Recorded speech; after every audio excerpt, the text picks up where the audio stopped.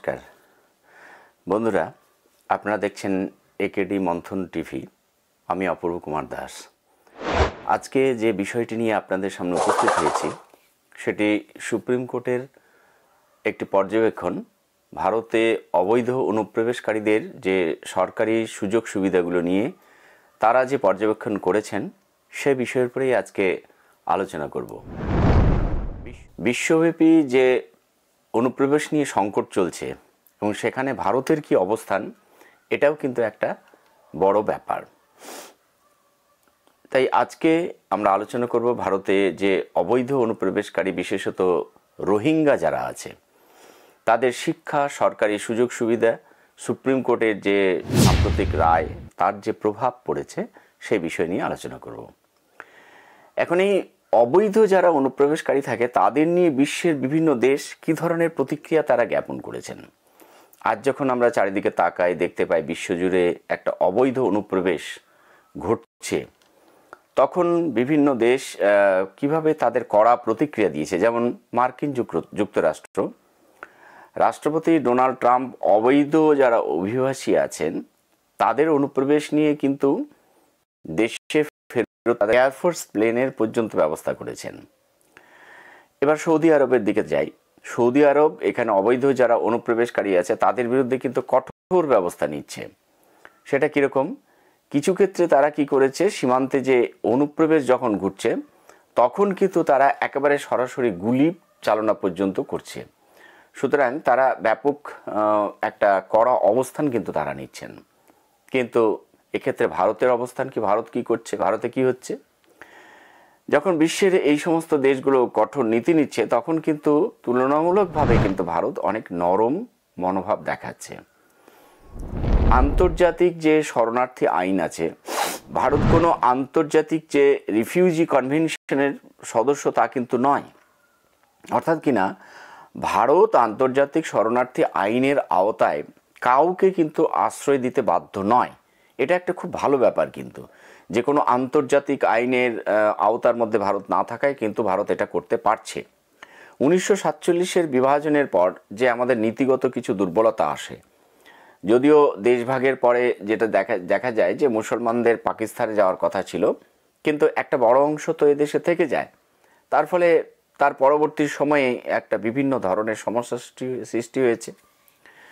এখন ইউরোপের অভিজ্ঞতার সঙ্গে ভারতের যে অভিজ্ঞতা বা ভারতের যে শিক্ষা, তার একটা পার্থক্য রয়েছে।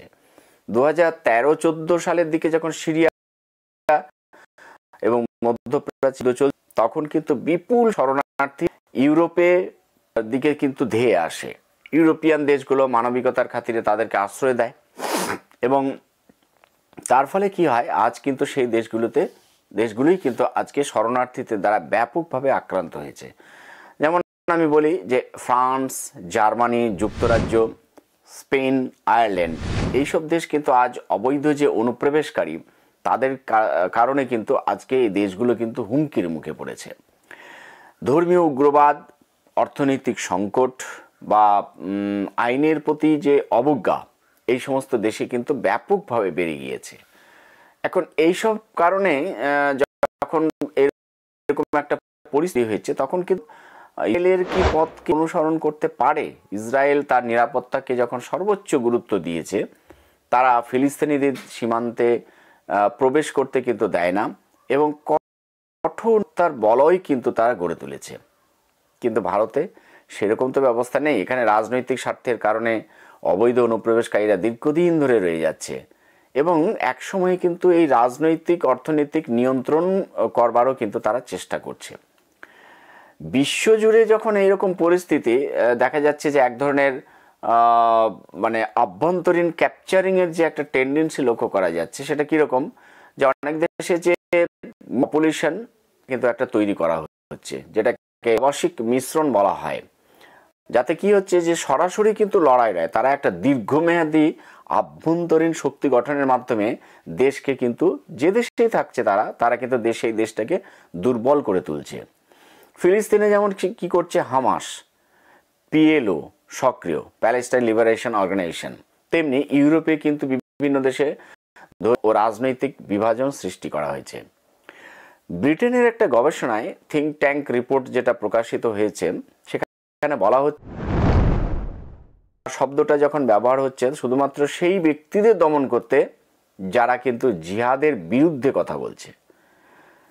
বিশ্বে এখন রাজনৈতিক পরিবর্তন দেখা জুড়ে ডানপন্থী শক্তির উত্থান কিন্তু বেশ এখন লক্ষ্য করা যাচ্ছে। যেমন ডোনাল্ড ট্রাম্প আমেরিকায় অভিবাসন বিরোধী কিন্তু আবার কঠোর নীতি নিয়েছেন, আমি যেমনটি আগে বললাম। ভারতের প্রধানমন্ত্রী নরেন্দ্র মোদী, রাশিয়ার প্রেসিডেন্ট পুতিন আর ইতালির প্রধানমন্ত্রী জর্জিয়া মেলোনি কিন্তু এই একই নীতিতে প্রায় এগোচ্ছেন, এটা আমরা কিন্তু বলতে পারি।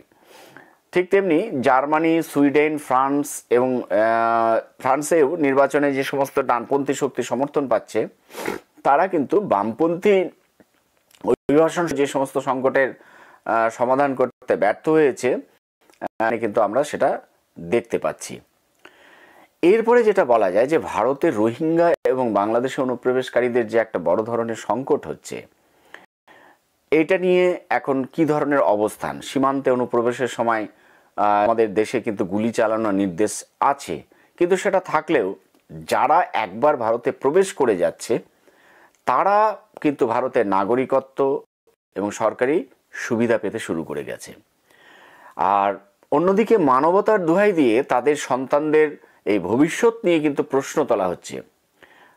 কিন্তু ইতিহাসটা কি বলে? 1947 সালের পর যারা ভারতে থেকে গিয়েছিল আজ তাদেরই কিন্তু একটা বড় অংশ এই দেশের জন্য কিন্তু তারা সমস্যা সৃষ্টি করেছে। নেহেরু লিয়াকত চুক্তির মাধ্যমে যারা এখানে থেকে যাওয়ার সুযোগ পেয়েছিল আজ তারা রাজনৈতিক ও সাংস্কৃতিক ভারসাম্য নষ্ট করছে। এবারে আসি সুপ্রিম কোর্টের যে বিষয়, অর্থাৎ সুপ্রিম কোর্টের রোহিঙ্গাদের যে শিক্ষার দাবিগুলো এসেছিল, খুব সময়ে ভারতের সুপ্রিম কোর্টে একটা পিআইএল দাখিল করা হয় যেখানে দাবি করা হয় যে রোহিঙ্গা শিশুদের কিন্তু স্কুলে ভর্তি করা উচিত। পিআইএলে এমন কিন্তু দাবি করা হয়েছে। আদালত কি জানালো? আদালত জানালো যে ভারতের সব শিশু সমান সুযোগ পাবে, অথচ রাষ্ট্রের সার্বভৌমত্ব নিরাপত্তার দিকটা কিন্তু এখানে আলোচনা আনা হলো না। আদালত কিন্তু এটাই বললো শুধু যে ভারতে সব শিশুরা কিন্তু তারা কিন্তু সমান সুযোগ পাবে। এখন প্রথম ধাপে কি ঘটেছিল? আমি যে পিআই বিষয় বললাম, সুপ্রিম কোর্টে একটা পিআইএল যেটাকে আমরা পাবলিক লিটিগেশন ইন্টারেস্ট লিটিগেশন বলি, সেটা দাখিল হয়েছিল। সেটা 1 নম্বর, যেখানে দাবি করা হয়েছিল, প্রথমে যেটা দাবি করা হলো যে রোহিঙ্গারা যেহেতু অবশ্যই এখানে বিভিন্ন জায়গায় তাদের রাখা হয়েছে, তাদের শিশুদের কিন্তু স্কুলে ভর্তি করতে দেওয়া উচিত। কেন তার আগে কিন্তু বিভিন্ন জায়গায় যখন তারা যাচ্ছিল সেখানে একটা সমস্যা তৈরি হচ্ছিল। এবার এটা নিয়ে একটা পিআইএল হলো। সুপ্রিম কোর্ট কি বলল? যে ভারতে কোনো শিশুর বিরুদ্ধে বৈষম্য করা যাবে না, সে নাগরিক হোক বা না হোক, এই রকম একটা সুপ্রিম কোর্ট কিন্তু বলে দিল। কিন্তু অবশ্য কোর্ট এটাও জানতে চেয়েছিল যে ঠিক কতজন রোহিঙ্গা এদেশে আছে, তাদের সংখ্যা কত, স্কুলে কত আসন খালি আছে, সেটাও কিন্তু তারা জানতে চেয়েছিল। তবে এর সঠিক কিন্তু কোনো তথ্য আদালতে পেশ করা হয়নি। এবারে প্রথম পিআইএলে যখন হয়ে এলো কিছুটা, তখন কিন্তু এবার দ্বিতীয় পিআইএল কিন্তু আবার করলো। সেখানে শিক্ষার পরে কি শুরু হলো না, বিবেকারী যে সুযোগ সুবিধাগুলো আছে সেটা। প্রথম পিআইএল যখন মঞ্জুর হলো, তারপরে আরেকটা পিআইএলে এবার প্রশ্ন ছিল শুধু শিক্ষা নয়, রোহিঙ্গা শিশুদের ভারতীয় নাগরিকদের মতোই তাদেরকেও কিন্তু সব সরকারি সুযোগ সুবিধা দিতে হবে। পিআইএলে এলো, অর্থাৎ একটার পরে একটা কিন্তু দাবির বহর কিন্তু বাড়ছে এবং সেখানে সুপ্রিম কোর্টের অবস্থান কি, সুপ্রিম কোর্টের কি রায় দিচ্ছে, সেটাও কিন্তু আমাদের লক্ষ্য করতে হবে। এবারে যখন এই ধরনের পিআইএল জমা পড়লো যে সব রকম সুযোগ সুবিধা, শিক্ষার পরে দ্বিতীয় পিআইএল, এই সুবিধাগুলোর মধ্যে কি কি সরকারি সুযোগ সুবিধা বলতে কি কি বলা হচ্ছে? যেমন বলা হচ্ছে যে বিনামূল্যে বই এবং খাতা সেগুলো কিন্তু দিতে হবে। দ্বিতীয়ত কি, ইউনিফর্ম, ব্যাগ যেগুলো স্কুলের সাথে সংযুক্ত সেগুলোও কিন্তু দিতে হবে। এরপরে যেটা আসে মিড ডে মিল, সেই মিড ডে মিলের ব্যবস্থাও কিন্তু, যেটা স্কুলের খাবার, সেটাও কিন্তু তাদের জন্য ব্যবস্থা করে দিতে হবে। আর যেটা আরও ভয়ঙ্কর সেটা হচ্ছে যে স্কলারশিপের যে সমস্ত বা বৃত্তি যেগুলো আছে সেগুলো এবং অন্যান্য যা যা সরকারি সুযোগ সুবিধা আছে সবটাই কিন্তু, আর এই ধরনের যারা অবৈধ অনুপ্রবেশ রোহিঙ্গা বলে যাদের চিহ্নিত করা হয়েছে তারাই হোক, যারা আছে তাদের নাকি দিতে হবে। সুপ্রিম কোর্টের পর্যবেক্ষণে তারা মুখ্যত তখন পরপর কি জানিয়ে দিল সুপ্রিম কোর্ট জানাচ্ছে যে শুধু ভর্তি নয়, আরও কি সমস্ত সুযোগ সুবিধাগুলো দিতে হবে। আদালত বলছে আমরা শুধুমাত্র রাইট টু এডুকেশন করিনি, তার সাথে কি বলছে যে রাইট টু এডুকেশনের সাথে সাথে সমস্ত সরকারি সুবিধাও তার মধ্যে অন্তর্ভুক্ত করে দিয়েছি। সুতরাং কোর্ট বলে দিল যে রাইট টু এডুকেশনের পাশাপাশি যা যা সুযোগ সুবিধা সেগুলোও এর মধ্যে অন্তর্ভুক্ত দিয়েছি, সুতরাং তোমাদেরকে সেগুলো কিন্তু দিতে হবে। আরও বলছে কি, যদি কোনো স্কুল ভর্তি না নেয় বা যদি সুযোগ সুবিধাগুলো না দেয় তাহলে কি হবে, তাহলে তারা কিন্তু অর্থাৎ অনুপ্রবেশকারীরা দিল্লি হাইকোর্টে বা অন্যান্য হারা কিন্তু মামলা করতে পারবে। কিন্তু এখন প্রশ্ন হচ্ছে যে এর পরিণতি কি হতে পারে, যে এই ধরনের যখন পিআইএল একটা করে আসছে আর পিআইএলগুলোকে মঞ্জুর করা হচ্ছে, তখন এর পরিণতি কি হতে পারে সেটা তো একজন নাগরিক হিসাবে, একজন ভারতীয় নাগরিক হিসাবে প্রত্যেকেই আমাদের ভাবা দরকার। যেমন বিতর্কিত যে বিষয়গুলো এসে যাচ্ছে যে ভারতের সাধারণ নাগরিকদের উপর তো কিছু প্রভাব পড়তে পারে নাকি, যে এই ধরনের যদি প্রবেশকারীদের লাখ লাখ কোটি কোটি যে অনুপ্রবেশকারী আজকে বলা হচ্ছে যে ঢুকে গেছে এরকম অভিযোগ করা হচ্ছে, তাহলে তাদের জন্য যারা সাধারণ ভারতীয় নাগরিক আছে তাদের তো প্রভাব পড়বে। তারপরে ভারতের যে করদাতাদের অর্থ সেটা কেন অবৈধ অনুপ্রবেশকারীদের জন্য ব্যয় করা হবে? এতে কি ভারতকে ভবিষ্যতে বড় সংকটের দিকে ঠেলে দেওয়া হবে না? এই প্রশ্নগুলো তো আমাদের সবার আসে। বন্ধুরা, আপনাদের কি মনে হয়? আপনাদের যা মনে হয় সেগুলো লিখুন, কমেন্টস করে সমস্ত জানান। আমাদের দেশ কি সময় থাকতে সঠিক পদক্ষেপটা নেবে না, নাকি ইউরোপের মতো বড় সংকটের দিকে আমরা এগিয়ে যাচ্ছি? আদালত বিভিন্ন রকম রায় দিচ্ছেন, তারা কতটা কীভাবে রায় দিচ্ছেন না দিচ্ছেন সেটা একটা বিষয়, কিন্তু জনগণেরও তো একটা চাপ। ভারতীয় জনগণ নাগরিক, তারা তাদের যে নিজস্ব মতামত সেগুলো বিভিন্নভাবে তারা জানান।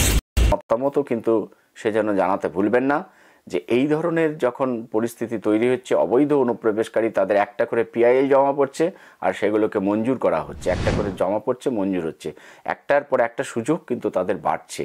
তাহলে সেক্ষেত্রে আমরা সাধারণ নাগরিকও কিন্তু চুপ করে বসে থাকতে পারি না। যারা এদেশে দিচ্ছি তাদেরও কিন্তু আমাদের মতামত জানাতেই হবে। সুতরাং আপনি আপনার মতামত জানান, আমাদের একেডি মন্থন টিভি একে সাবস্ক্রাইব করুন আর এটি শেয়ার করুন।